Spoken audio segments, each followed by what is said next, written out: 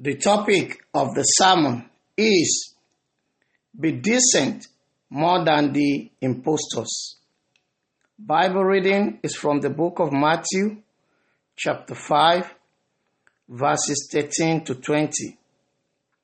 Today, indecency is flourishing throughout the nooks and corners of the world, and it is spreading at an alarming rate.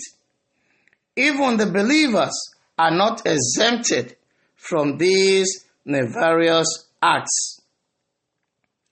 Many people in the world indulge in one form of hypocrisy or the other, which displeases God. Decency is rare among mankind, and people are straying from the righteous path. Most of the people who are confessing and professing to be righteous are nothing but hypocrites. And they are taking advantage of the gullible, who are easily persuaded to believe that they are virtuous.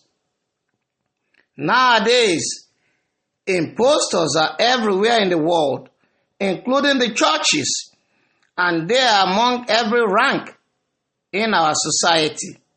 So, it is difficult to distinguish between the real people of God and the impostors who are pretending to be righteous and holier than holy, in order to deceive others for fraudulent gain.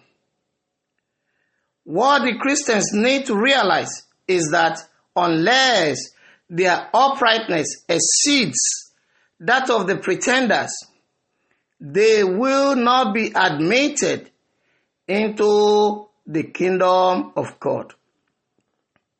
Though uprightness is acting in accordance with the divine law of God and moral law, which will result in freedom from guilt of sin. However, people prefer baseness to righteousness. Inasmuch as uprightness is acting according to the terms of the covenant which the Lord has established, together with doing what is right by obeying His law and adhering to morals. So, you must be morally correct and justified before God can be delighted in you. When people faithfully obey everything that God has commanded them, He will be pleased with them, and it will be counted as righteousness. The Bible testifies to this fact in the book of Deuteronomy, chapter 6, verse 25. And I will read, "Then it will be righteousness for us if we are careful to observe all these commandments which the Lord our God has commanded us." Now I have questions. Are you doing the right things so that your righteousness will exceed that of the hypocrites? Next, do you think that you will be considered righteous in order to inherit the kingdom of heaven? Next, are you conforming to God's will in word, thought, and action? If not, change today.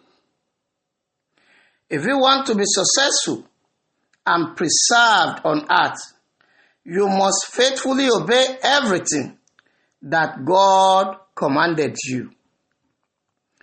The right thing for you to do, for things to go well with you, is to fear God and make your uprightness to surpass that of the hypocrites. Abraham was loyal to God, and his uprightness transcends that of the pretenders. So God considered him righteous during his lifetime. You too must believe in the Lord and remain steadfast to Him throughout your existence, so that it will be counted as righteousness for you. This is according to the Bible passage, Book of Genesis, chapter 15, verse 6. And I'll read, "And he believed in the Lord, and he accounted it to him for righteousness." Emulate Abraham, our forefather, by putting your faith in God alone and abstain from every form of hypocrisy. If you want to please God and be acceptable in His presence, you must trust in Him and rely solely on Him without any pretension. Furthermore, let the heavens vouch for you that you will inculcate the right conducts, the right habits in your descendants and teach them to be transparent. May the Lord bless His words.